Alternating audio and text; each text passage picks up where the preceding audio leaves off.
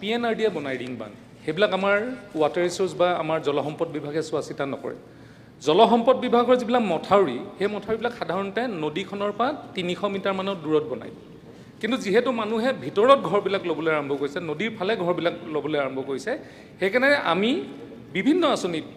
PNRD বা অন্যান্য আঁচনি হিতানত সৰু সৰু কিছুমান ৰিং বান্ধ দিওঁ সেই ৰিং বান্ধবিলাকৰ দায়িত্ব সাধাৰণতে জলসম্পদ বিভাগৰ নাথাকে কিন্তু তথাপিও ৰাইজ যাতে সুৰক্ষিত হৈ থাকিব লাগে বা পাৰে তাৰ বাবে আমাৰ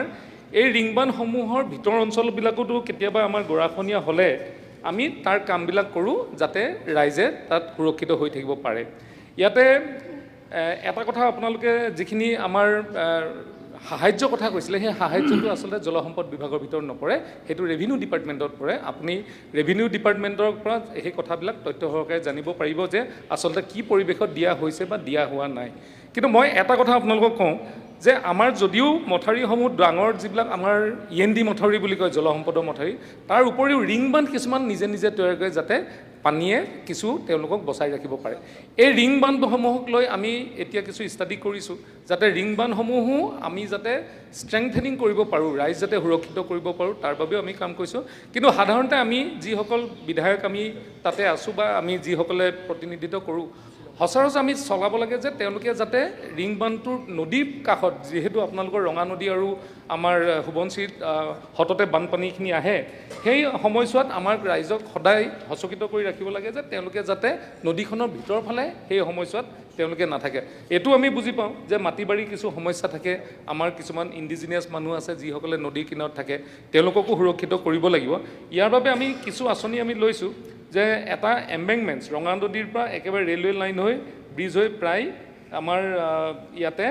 4 কোটিৰেদি SOPD-য়েদি এটা আঁচনি লোৱা হৈছে আৰু ব্ৰিজ ক্লজিঙৰ কাৰণে আমি এটা আঁচনি 8 কোটি টকা দি লৈছোঁ আৰু এই কামখিনি সম্পূৰ্ণ হ'লে নিশ্চিত ৰেলৱে লাইনটো নপৰিব নেকি আমাৰ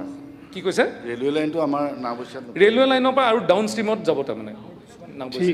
ঠিক আছে আৰু কিছুমান নদী মানে কি হয় কেতিয়াবা ইয়াত যদি গৰাখহনীয়া হয় ওপৰ আপষ্ট্ৰীমত আমি কণ্ট্ৰল কৰিলেহে ডাউন ষ্ট্ৰীমত তেতিয়া সুৰক্ষিত হয় বহুত মানুহ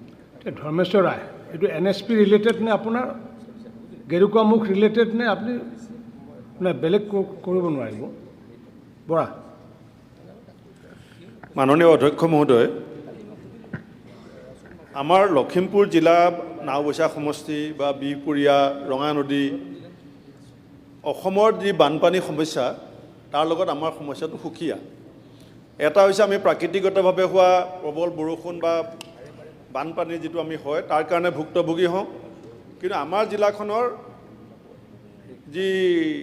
উজনি অংশ তাত দুটা বৃহৎ প্ৰকল্প এটা সোৱণশিৰি জলবিদ্যুৎ প্ৰকল্প